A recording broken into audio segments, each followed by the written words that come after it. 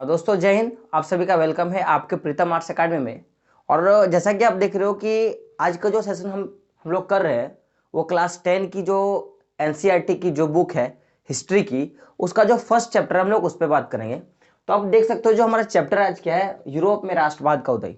Basically आज हम लोग बात करेंगे जो एक यूरोप जो देश था उसमें किस तरह लोगों के पास राष्ट्र के प्रति जो भावनाएं थी, राष्ट्र के प्रति भावना यानी कि भावना का अर्थ होता है कि उनके पास जो सोचने समझने की जो ताकत थी राष्ट्र के प्रति। अब बहुत से लोगों का कहना होगा कि सर राष्ट्र के प्रति तो बहुत तरह के लोग चीजें सोच सकते थे। तो बेसिकली आपको पता होगा कि अगर मैं सोचने के अगर टाइप पे बात करूँ तो लोग दो तरह की चीजें सोचते हैं। एक तो वो नेगेटिव चीजें सोचते हैं और दूसरे वो पॉजिटिव चीजें सोचते हैं। तो नेगेटिव यानी कि अगर मैं एक बंदा हूं, मैं एक रैंडम बंदा हूं, मैं एक ऐसा बंदा हूं जो नॉर्मलिटी में सबके साथ जो बिहेव करता हूं, तो कैसा होगा कि एक वो जो मेरे सपोर्ट पे रहेगा वो मेरा नाम करेगा कि नहीं जो पंकज है वो ऐसा है, पंकज बहुत अच्छा है, पंकज सबके साथ बात करता है, पंकज ठीक है। लेकिन वो जो मेरे एंटी होंगे, जो मेरे को पसंद नहीं करेंगे, वो कैसे सोचेंगे, नहीं पंकज बहुत गंदा है, पंकज के साथ पंकज ऐसा वैसा, नहीं समझे। तो बोलने का मतलब है कि जो देश के हित के बारे में सोचे उसको हम लोग क्या बोलेंगे, राष्ट्रवाद। ठीक है,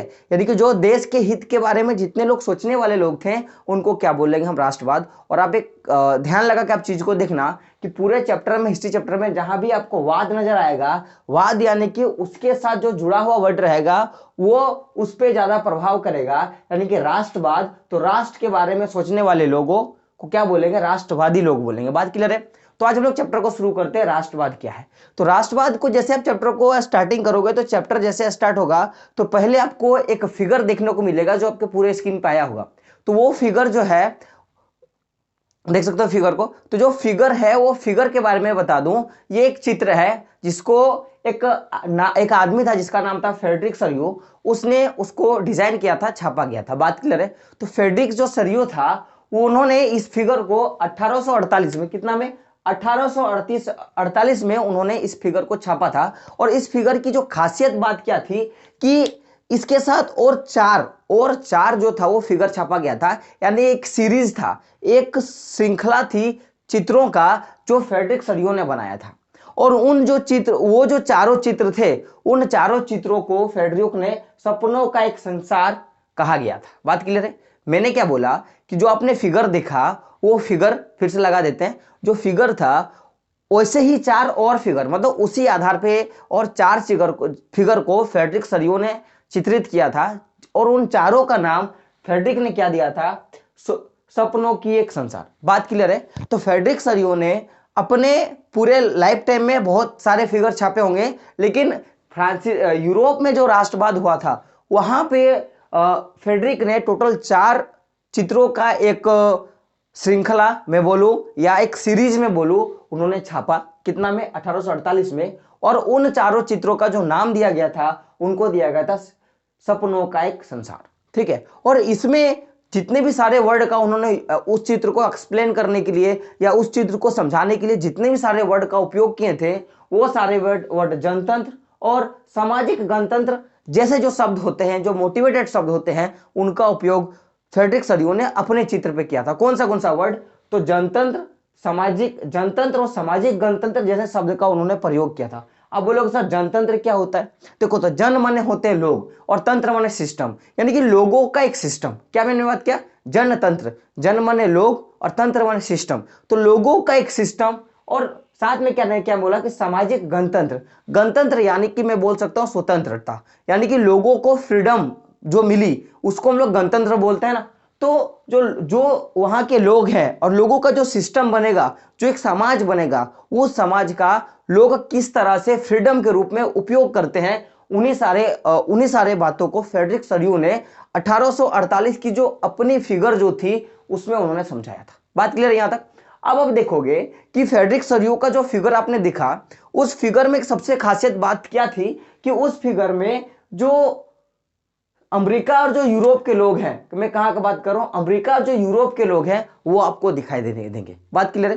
साथ में आपको दिखेंगे कि उस फिगर के चारों ओर, ये फिगर है उसमें एक मूर्ति होगी और उस मूर्ति के चारों ओर आपको लोग घूमते हुए नजर आएंगे, या लोग परिक्रमा करते हुए नजर आएंगे, या उसके साथ रैली के साथ पार होते हुए नजर आएंगे। तो फ्रेडरिक सरियो ने जो एक चित्र बनाया था, जो सपनों का जो चित्र बनाया था, जो चित्र मैंने आपको दिखाया, उसमें क्या हुआ था कि जितने भी स्त्री पुरुष हैं, सभी जो स्त्री पुरुष हैं, चाहे वो किसी भी उम्र के हो, चाहे वो किसी भी उम्र के स्त्री पुरुष हो, चाहे वो 60 का हो, 70 का हो, 80 का, 90 का, 10 का, 12 का, जितने भी स्त्री पुरुष थे, कहाँ के, अमेरिका और यूरोप के, वो और लोग थे, या जितने भी उम्र के लोग थे, चाहे वो किसी भी उम्र के लोग हो, और जितने भी सामाजिक वर्ग के लोग थे, चाहे वो हिंदू हो, मुसलमान हो, सिख हो, ईसाई हो, या क्रिश्चियन हो, या उच्च जाति के हो, या निम्न जाति को, वे लोग सभी क्या करते थे, एक लंबे कतार बनाए हुए और अपने एक स्वतंत्रता का जो प्रतिमा मैंने बात किया था, एक प्रतिमा, एक मूर्ति था, उसका क्या कर रहे थे, वंदना कर रहे थे। वंदना यानी कि पूजा वो कर रहे थे। बात क्लियर? यहां तक मैं फिर से बता दूं कि जो फ्रेडरिक सरियो था, उन्होंने अपने पूरे काल में कुछ चित्र बनाई।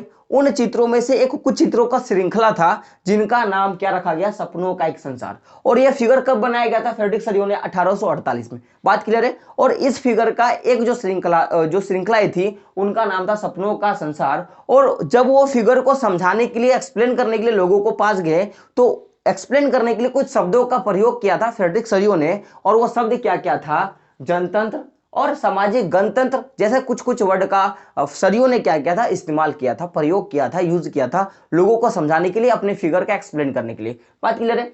अब उस फिगर में क्या था कि उस फिगर में अमेरिका और जो यूरोप के लोग थे, वो लोग कतारवाइज आपको दिखाई देते थे। किसके कतारवाइज? एक स्वतंत्रता प्रतिमा थी, एक स्वतंत्रता देवी की प्रतिमा थी, उसके साइड साइड से कतारबाज कतारबाज जाते हुए लोगों को दिखाई दिया। और वो क्यों जाते थे? जो प्रतिमा देवी थी, जो स्वतंत्रता की एक मूर्ति थी, उनका पूजा करने के लिए। बात क्लियर है? लोग पूजा करने क्यों जाते हैं? अपनी इच्छाओं को प्रकट करने के लिए, अपना कुछ मन्नत हो या कुछ मन्नत पूरा गया होगा, तो उन्हीं चीजों के लेके वो उस स्वतंत्रता रूपी प्रतिमा के पास वो लोग क्या करने जाते थे, पूजा करने या वंदना करने के लिए गए थे।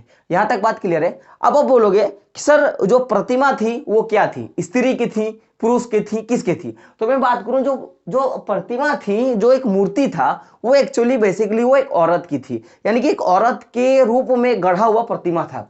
अब आप बोलोगे सर कैसे? तो देखो, जैसे कि आप लोगों ने फ्रांसीसी क्रांति पढ़ी होगी, तो फ्रांसीसी क्रांति में हम लोगों ने देखा था कि दो तरीके के नारी रूपक का प्रयोग किया गया था स्वतंत्रता के प्रतीक को दिखाने के लिए, कि हाँ ये नारी रूपक आपको मिला है, यानी कि आप एक स्वतंत्रता देश हो। जैसे आपको मरियान का नाम पता होगा, जैसे आपको मरियान हो गया और जर्मनी हो गया, ये सारे नारी रूपक आपको फ्रांसीसी क्रांति में देखने को मिला था, जो स्वतंत्रता का एक रूपक था। नारी रूपक क्या अर्थात स्वतंत्रता का एक रूपक था। उसी तरह जो स्वतंत्रता देवी की प्रतिमा आपको यूरोप में देखा गया था, वो भी एक क्या था, नारी रूपक था, जो किसका प्रतीक था, एक स्वतंत्रता देवी का प्रतीक था। यहां तक बात क्लियर है आप लोगों का?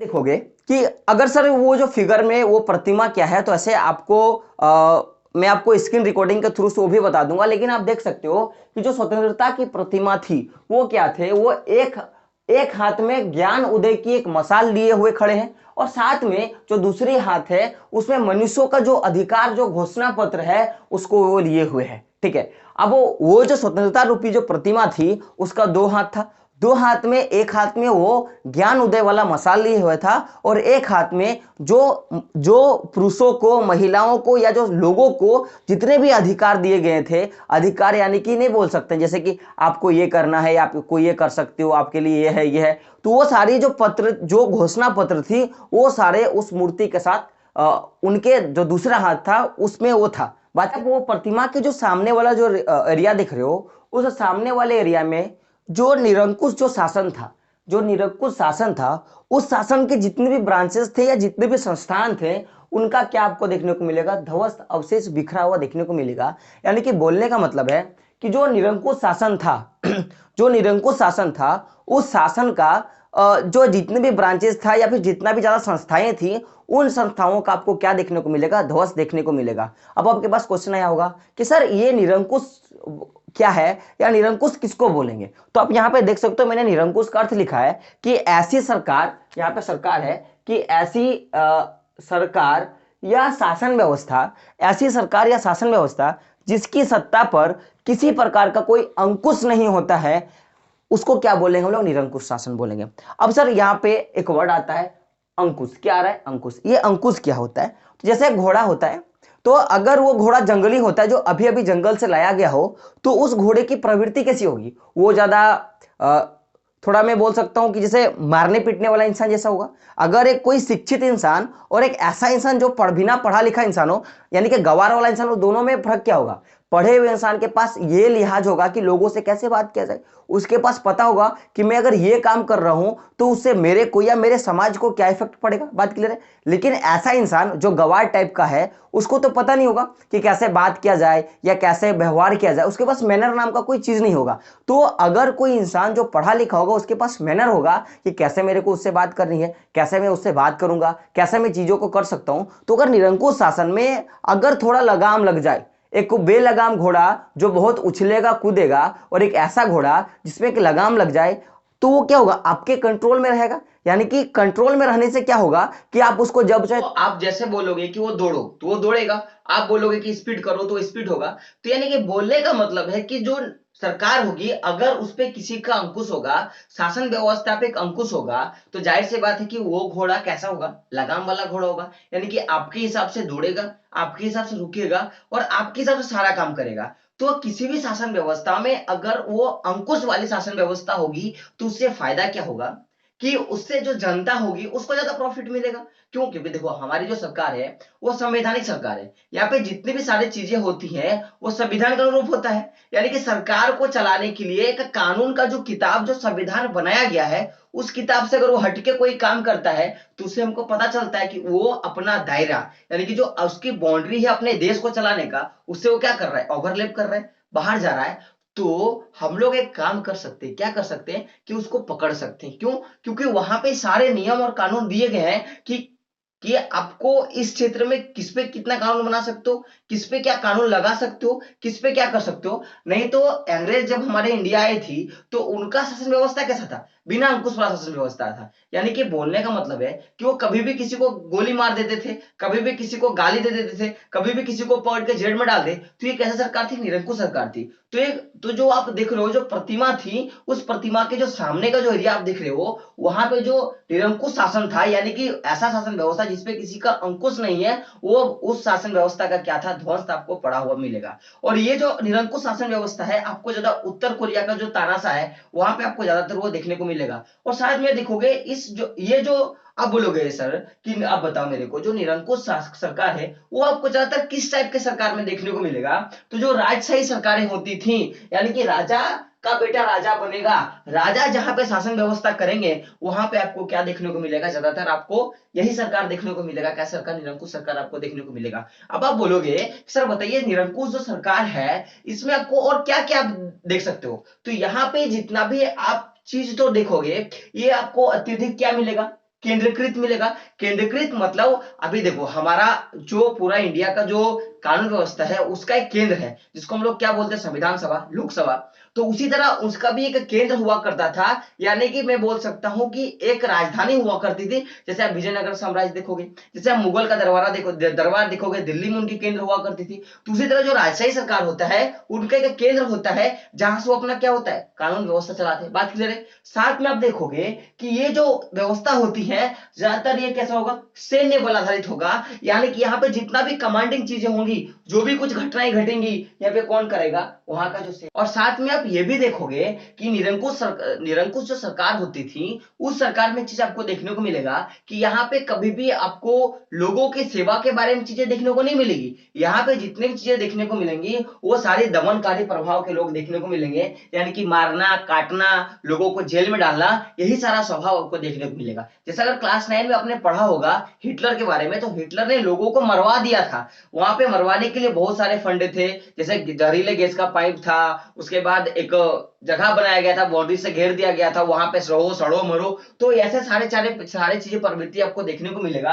किसपे? आपको निरंकुश सरकार में देखने को मिलेगा। तो जो प्रतिमा, जो मूर्ति है, जो यूरोप में राष्ट्रवाद का उदय के पास जो एक स्वतंत्रता रूपी जो मूर्ति है, उस मूर्ति के बगल में आगे तरफ या अगल बगल में आप क्या देखोगे?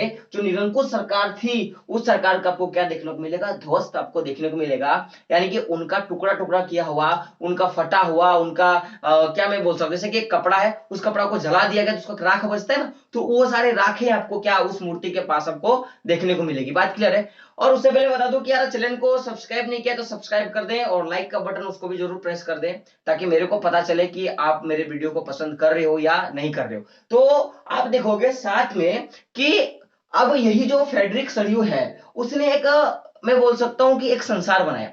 संसार यानी कि अपनी एक दुनिया बनाई बनाई नहीं, एक्चुअली उसने सोची थी, क्या की थी, सोची थी, कहां दिमाग से सोचा गया था, क्योंकि वो एक अच्छा खासा चित्रकार था। तो देखो चित्रकार जो भी कुछ छापते ना वो अपने दिमाग से, ठीक है ना, ऐसा नहीं कि किसी को, ये जो होते थे ये स्वतंत्रता को बढ़ावा देने वाले जितने भी स्वतंत्रताकारी थे, जितने भी स्वतंत्रता को सपोर्ट करने वाले जितने लोग थे, वो लोग बहुत बुद्धिमान हुआ करते थे। जैसे आप गांधी जी को देख सकते हो, नेहरू जी को देख सकते हो, जैसे आप भगत सिंह को देख सकते हो, सारे बहुत बुद्धिमान थे। तो उसी तरह ये भी आदमी बहुत बुद्धिमान था, कौन, फ्रेडरिक सरियो। तो इसने अपने मन मन में एक कल्पना करी, कल्पना ही नहीं, उसने कुछ सोचा। अब सर देखो सोचने वाली बात है, तो सोचने वाली बात है कि सोचो कि अगर मैं ये सोचूं कि आप और मैं, अगर हम लोग आपस में पढ़ा रहे हैं, तो कभी ऐसा हो जाए कि आप मेरे सामने आ जाओ और मैं आपको पढ़ाऊं, ठीक है, सोचना तो कुछ भी हो सकता है ना। तो फ्रेडरिक सरियो ने एक संसार के बारे में सोचा, एक दुनिया के बारे में सोचा, जिसका नाम उसने यूटोपिया रख दिया। क्या रखा, यूटोपिया। और देखो सोचा गया कल्पना में, इसलिए इसको क्या बोला, कल्पना आदर्श। क्या बोला, कल्पना आदर्श या यूटोपिया। तो फ्रेडरिक सरियो ने एक कल्पना सोची या कुछ सोचा, एक दुनिया के बारे में सोचा, जिसका नाम उसने क्या रखा, जिसका नाम उसने कल्पना आदर्श, और उसी को इंग्लिश में क्या बोलते हैं, यूटोपिया। क्या बोलते हैं, यूटोपिया। अब सर ये यूटोपिया क्या है और ये कल्पना आदर्श क्या है, वो सोचने वाली बात है ना। तो सोचने वाली बात क्या है कि जो फ्रेडरिक सरियो था उसने एक ऐसी दुनिया के बारे में सोचा जिस दुनिया का पूरा होना लगभग असंभव था। मतलब वो एलियन वाला, कि वो एलियन आएगा, जैसे क्रिस में एलियन आ गया था ना। तो हम लोग अगर सोचेंगे कि एलियन मेरे मेरे पास आ जाएगा और जादू वाला कोई चीज मेरे को दे देगा और मेरे यूट्यूब चैनल रातों रात, पता नहीं, समझा ना, बहुत कुछ हो जाए, तो ऐसा कुछ देखने को आपको नहीं मिलेगा, क्योंकि ये सारे क्या है, कल्पना की बातें हैं। जैसे आप देखते हो स्पाइडरमैन, आप जैसे देखते हो ही मैन, सुपरमैन, है ना, तो ये सारे क्या है, कल्पना वाली चीजें होती हैं, ऐसा कुछ होता नहीं। आप जैसे अगर आप लोग किसी ने अगर ये देखा होगा, क्या नाम है, आयरन मैन, है ना, इन्फिनिटी वॉर, तो आप देखोगे थॉर का एक अलग सा दुनिया था। तो ऐसा कोई आपको अभी तक चीजें नहीं मिला है कि आपको थॉर मिलेगा और वो अपने अपना अपना संसार आपको लेके चला जाएगा, ठीक है।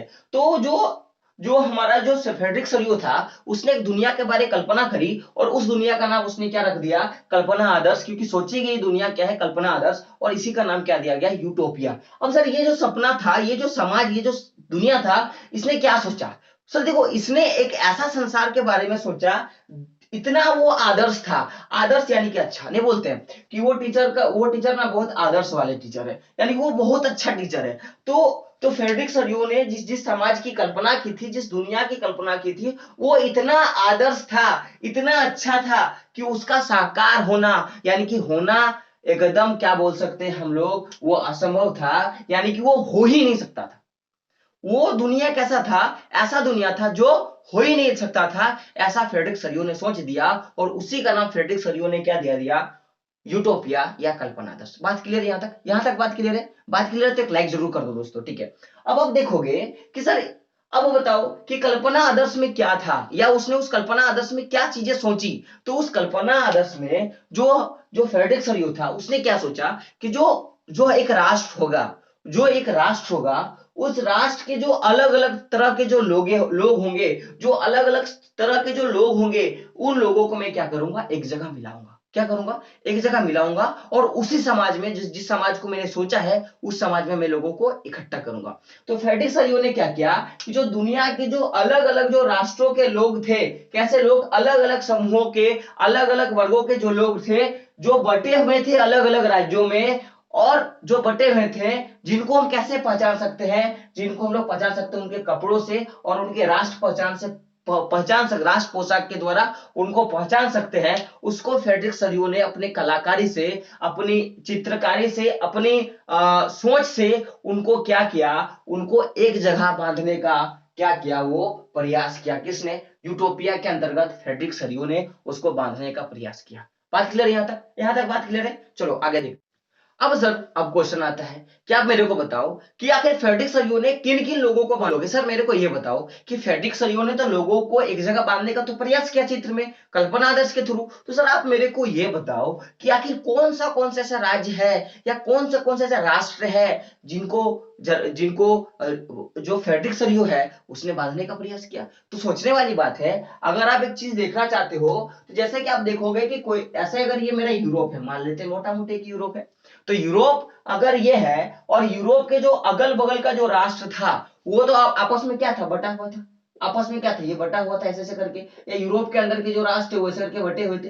तो इसी को फ्रेडरिक सरियो ने क्या किया, पूरा मिला के एक यूरोप बनाने का, या मैं बोल सकता हूं एक स्वतंत्र राष्ट्र बनाने का किसने प्रयास किया था, फ्रेडरिक सरियो ने प्रयास किया था। और उसको मिलाने के लिए जो जो जर्मनी के साथ के बाद के जो लोग आते हैं, जो देश आते हैं, जैसे मैं बोलूंगा लंबाडी हो गया, पोलैंड हो गया, इंग्लैंड हो गया, आयरलैंड हो गया, हंगरी हो गया, और रूस के जो लोगों हैं और के समुदाय है, उनको क्या करने का ट्राई किया, एक राष्ट्र में बांधने का ट्राई किया। किसने किया, फ्रेडरिक सरियो ने किया। तो आपके पास क्वेश्चन किस तरह का आएगा, क्वेश्चन ये आएगा कि आप मेरे को ये बताइए कि फ्रेडरिक सरियो ने टोटल कितने चित्र बनाए थे।